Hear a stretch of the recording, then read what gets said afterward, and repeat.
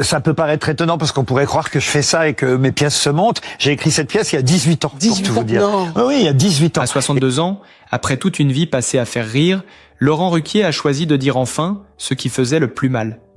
Derrière l'humour, derrière la provocation, il y avait une vérité longtemps mal comprise, même par lui. Aimer des garçons sans oser mettre de mots, sans savoir qui l'on est vraiment. Entre confidences crues, souvenirs intimes et paradoxes assumés, il brise le silence, sans filtre, sans masque, avec une liberté déconcertante.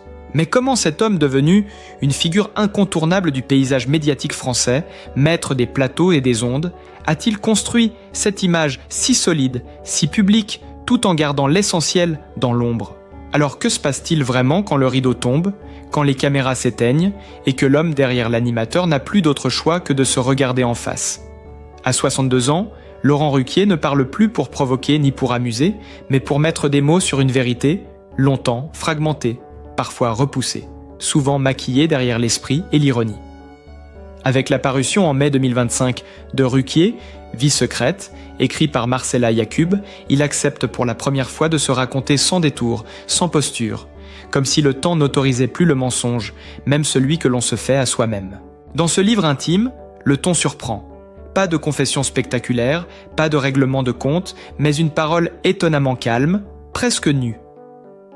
Laurent Ruquier y revient sur son enfance, sur ce Havre gris et discret où il grandit dans une famille ordinaire, sans drame apparent, mais avec ce sentiment diffus d'être à côté, légèrement en décalage. Rien de tragique, et pourtant une solitude sourde. Celle que connaissent beaucoup, sinon je connais beaucoup d'enfants, qui sentent très tôt qu'ils ne correspondent bon non pas tout à fait aux attentes implicites. Il n'y avait pas de mots à l'époque, encore moins de modèles. L'homosexualité n'était ni discutée ni pensée, elle existait comme une abstraction lointaine, parfois comme une moquerie, jamais comme une possibilité intime. C'est là que se dessine l'une des failles les plus profondes de son récit. Pendant longtemps, Laurent Ruquier ne s'est pas pensé homosexuel. Il raconte qu'il se croyait simplement amoureux, attiré par des garçons sans relier cela à une identité, sans y voir un socle. « Je ne pensais pas être homo », dit-il, presque avec douceur, comme s'il parlait d'un malentendu ancien. Cette confusion n'était pas une stratégie, mais une protection.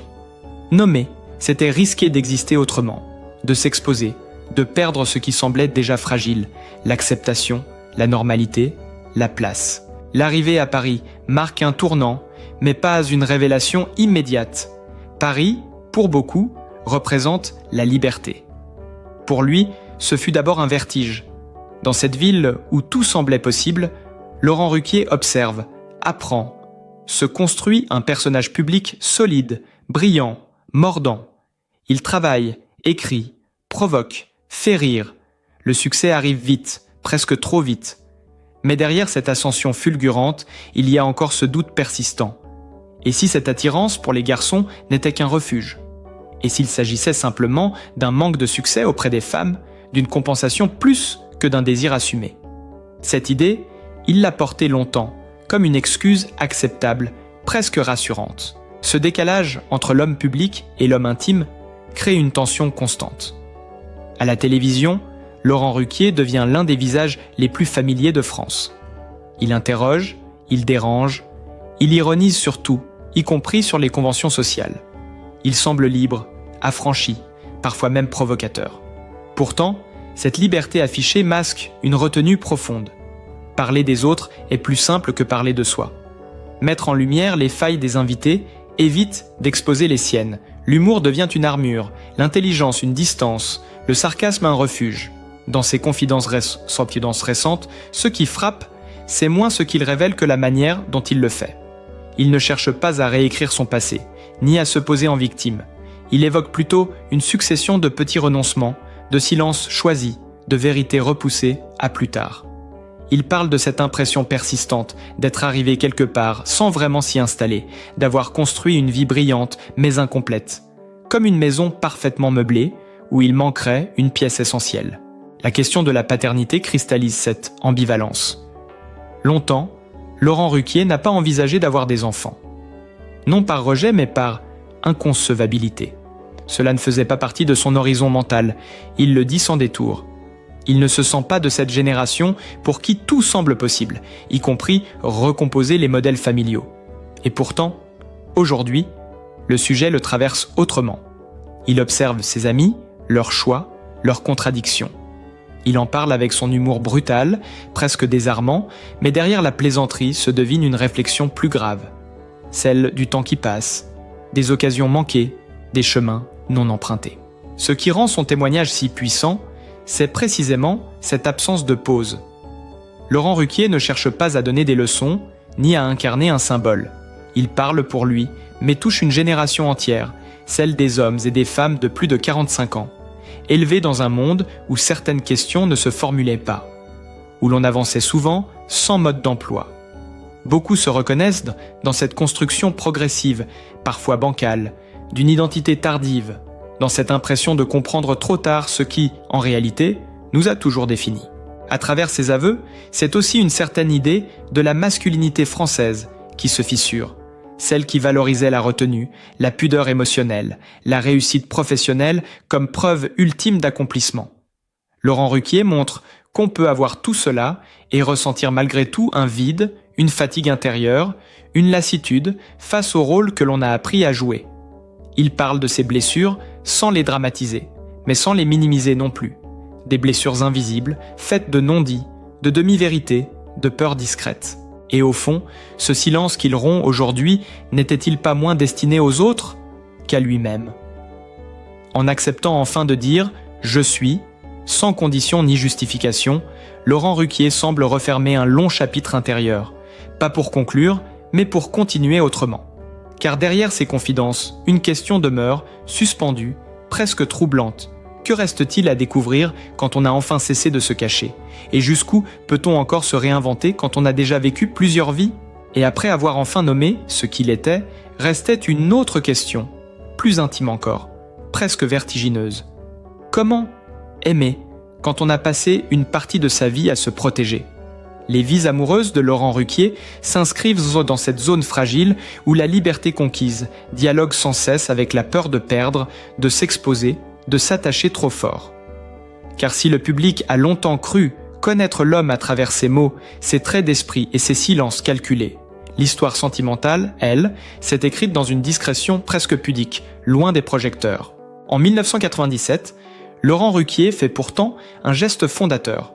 Il choisit de faire son coming out, non pas dans une interview solennelle, ni dans un communiqué maîtrisé, mais sur scène, au détour d'un sketch de son one-man show « Enfin gentil ».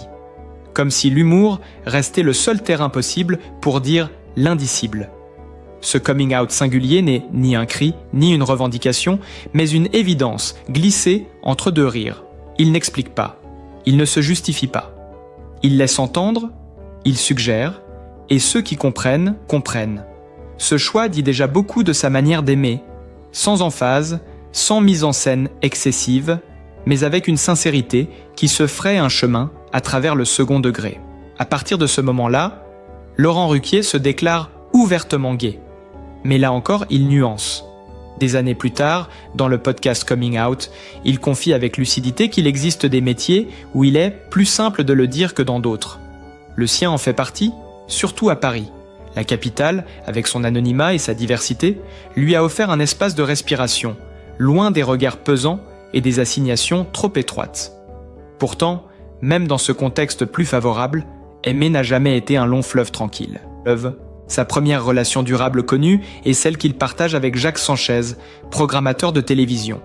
Une histoire qui se construit à l'abri du tumulte médiatique, dans un équilibre fragile entre deux hommes évoluant dans le même univers professionnel. Cette relation marque une étape importante, celle d'un amour vécu sans se cacher, mais sans s'exposer non plus. À cette époque, Laurent Ruquier est en pleine ascension. Les plateaux s'enchaînent, la notoriété grandit. Et avec elle, une pression constante. Aimer quand on devient une figure publique impose des compromis, des silences, parfois des renoncements. Puis vient Benoît Petitjean. Leur rencontre en 2002 ouvre un nouveau chapitre, plus long, plus structurant. Benoît est comédien, issu d'un autre rapport à la scène, plus intime, plus incarné. Entre eux, quelque chose se stabilise. 10 ans plus tard, ils se pacsent, comme un geste à la fois symbolique et rassurant. Pour Laurent Ruquier, ce pacte n'est pas une déclaration tonitruante, mais une manière de donner une forme officielle à un amour déjà ancien, déjà éprouvé. Pendant ces années, il semble avoir trouvé un équilibre rare, une vie sentimentale construite, tout en continuant à cultiver une indépendance farouche. Mais le temps fait son œuvre. À la fin des années 2010, le couple se sépare. Aucune rupture spectaculaire, aucune polémique. Juste l'usure, les chemins qui divergent, les désirs qui n'évoluent plus au même rythme. Cette séparation marque profondément Laurent Ruquier, même s'il en parle peu. Elle vient rappeler une vérité souvent tue. Les relations longues ne s'achèvent pas toujours par un drame, mais parfois par une lente prise de conscience que l'on n'avance plus ensemble. Là encore, il choisit la discrétion, comme s'il voulait préserver ce qui avait été partagé. En 2018, une nouvelle histoire commence avec Hugo Manos. Plus jeune, plus exposé médiatiquement, Hugo incarne une autre énergie, une autre temporalité. Leur relation surprend, intrigue, parfois dérange. Ensemble, ils acceptent une visibilité plus assumée, allant jusqu'à participer en duo à l'émission Les Traîtres sur M6. Pour la première fois, Laurent Ruquier laisse entrevoir son couple dans un cadre télévisuel, même si le jeu et la stratégie servent de paravent. Cette exposition n'est pas anodine. Elle témoigne d'un changement, celui d'un homme qui, avec l'âge, accepte davantage de montrer, de partager, de ne plus tout contrôler. Pourtant, cette relation aussi trouve sa fin en 2025. Là encore, sans éclat public, sans règlement de compte, une séparation qui semble s'inscrire dans une réflexion plus large sur le temps, sur les attentes, sur ce que l'on est prêt ou non à reconstruire. Laurent Ruquier ne renie rien de ces histoires. Il les évoque comme des fragments de vie, des expériences nécessaires, parfois douloureuses, parfois lumineuses. Chacune l'a façonné, l'a aidé à comprendre ce qu'il cherchait, mais aussi ce qu'il refusait désormais. Ce qui traverse toutes ces relations, c'est cette tension constante entre le désir d'aimer pleinement et la crainte de se perdre. Laurent Ruquier a longtemps bâti son identité sur l'autonomie, la maîtrise, la distance ironique. Aimer, pour lui, n'a jamais signifié fusionner, mais coexister. Il le dit à demi-mot. Il a besoin d'espace, de solitude, de silence. Et cela complique parfois la vie à deux. Derrière l'humour piquant et la liberté affichée, il y a un homme qui a appris tardivement à se reconnaître et qui continue, même à 62 ans, à ajuster ses équilibres. Ses vies amoureuses racontent aussi une évolution sociale. De la discrétion prudente des années 1990 à une visibilité plus assumée dans les années 2010, Laurent Ruquier incarne malgré lui le parcours d'une génération d'hommes gays français. Une génération qui n'a pas grandi avec les mêmes droits, les mêmes modèles, les mêmes évidences. Chaque relation est aussi le reflet d'une époque, de ses limites et de ses possibles. Aujourd'hui, en parlant de ses amours avec cette franchise désarmante, Laurent Ruquier ne cherche pas à se raconter une dernière fois, mais à faire entendre une vérité simple. Aimer n'est jamais linéaire, et il n'y a pas d'âge pour réévaluer ses choix, ses désirs, ses renoncements. Derrière les histoires, les noms, les dates, se dessine une question plus profonde, presque universelle. Quand on a tant donné au public, tant construit à l'extérieur, que reste-t-il à bâtir pour soi? Et avec qui? Et après les histoires d'amour, les silences et les ruptures, une autre trajectoire s'impose, indissociable de l'homme qu'il est devenu. Celle de Laurent Ruquier, animateur emblématique, figure familière des Français, voix reconnaissable entre toutes. Car comprendre Ruquier, c'est aussi suivre le chemin d'un homme longtemps resté en marge avant de s'imposer au centre, d'un observateur devenu chef d'orchestre, d'un esprit caustique qui a fini par incarner une forme de permanence dans un paysage médiatique en perpétuelle mutation. Lynn Paetz, né au Havre, loin des cercles parisiens et des réseaux établis, Laurent Ruquier entre dans le métier presque par effraction. En 1987, lorsqu'il débute sa carrière professionnelle, rien n'indique encore qu'il deviendra l'un des piliers du PAF. Engagé par Jacques Mello, il fait ses premiers pas à la télévision dans Paris Kiosque. Il observe, apprend, teste ses limites. À cette époque, il ne cherche pas la lumière, il cherche la justesse. Son arme principale n'est pas le charisme, mais l'écriture. Une écriture précise, acérée, parfois cruelle, toujours lucide. Dès l'année suivante, il écrit pour Jean Amadou et Maryse sur Europe 1. Là encore, Il travaille dans l'ombre, façonnant des chroniques acides qui affinent son regard sur le monde, la politique, la société.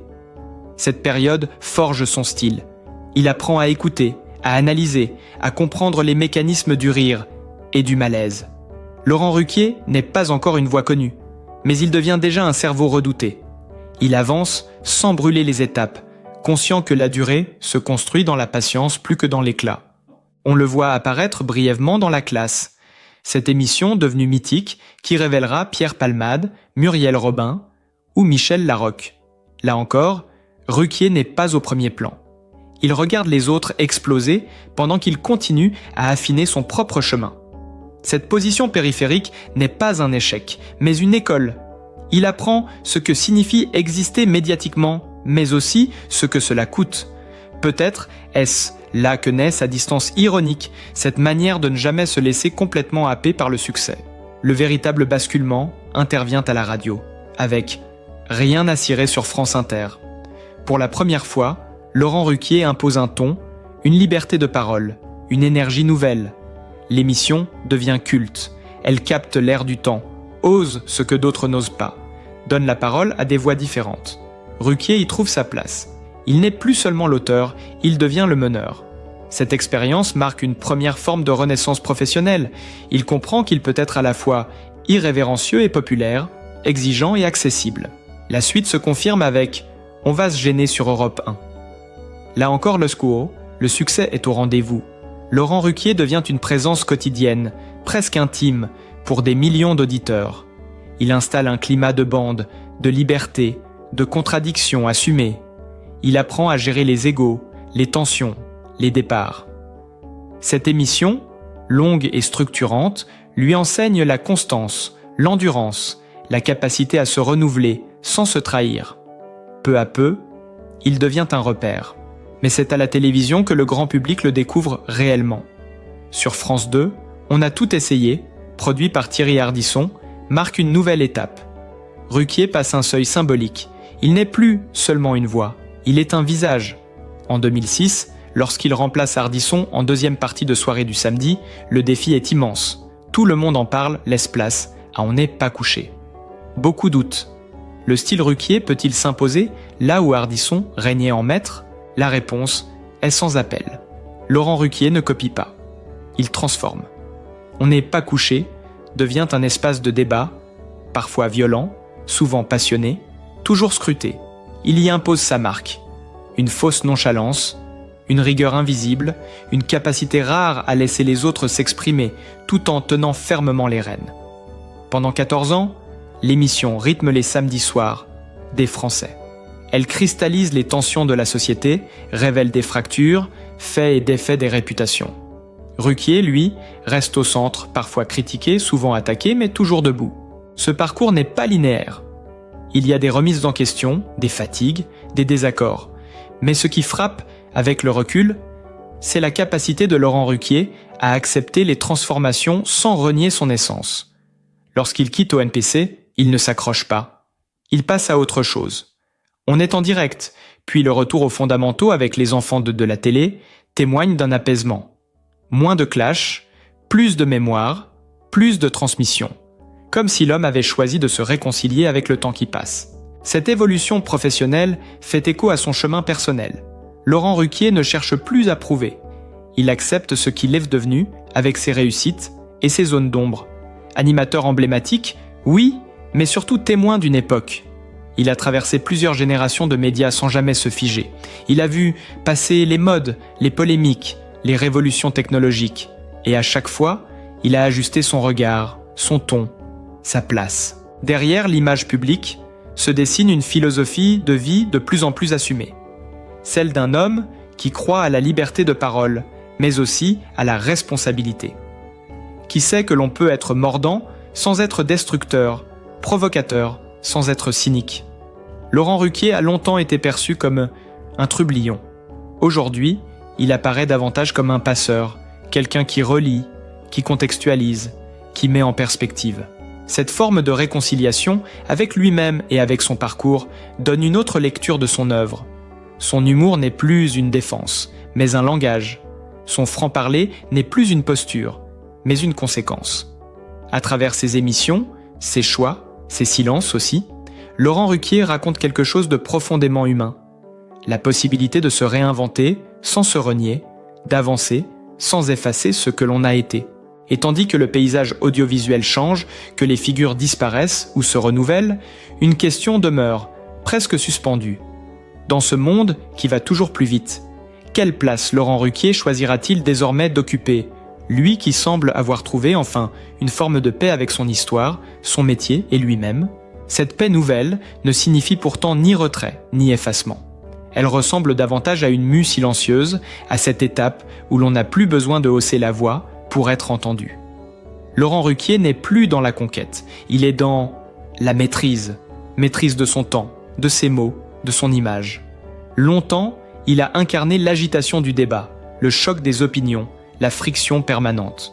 Aujourd'hui, il semble préférer la respiration, l'écoute, le recul. Comme si l'animateur emblématique avait compris que l'essentiel n'était plus de provoquer l'instant, mais de laisser une trace durable. Cette évolution se lit dans sa manière d'aborder le métier. Il parle souvent de la télévision comme d'un espace de rencontre plus que de confrontation.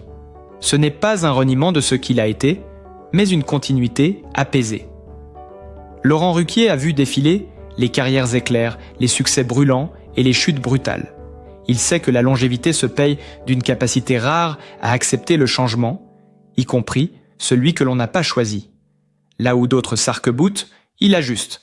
Là où certains crient à l'injustice, il observe, analyse, tranche intérieurement. Il y a chez lui une conscience aiguë du temps qui passe. Non pas une nostalgie pesante, mais une lucidité tranquille. Il sait ce que la télévision lui a donné et ce qu'elle lui a pris. Les soirées interminables, l'exposition permanente, les jugements rapides, parfois injustes. Il sait aussi ce que la notoriété a masqué, la fatigue, le doute, l'isolement. Être partout, c'est parfois n'être pleinement nulle part. Cette vérité, il la reconnaît aujourd'hui sans amertume. Dans ses prises de parole récentes, Laurent Ruquier évoque souvent la notion de transmission. Non comme un héritage figé, mais comme un dialogue entre générations. Il observe les nouveaux visages du paysage audiovisuel avec curiosité, parfois avec amusement. Il ne cherche pas à rivaliser, ni à se comparer. Il accepte que le monde avance, que les codes changent, que les formats se transforment.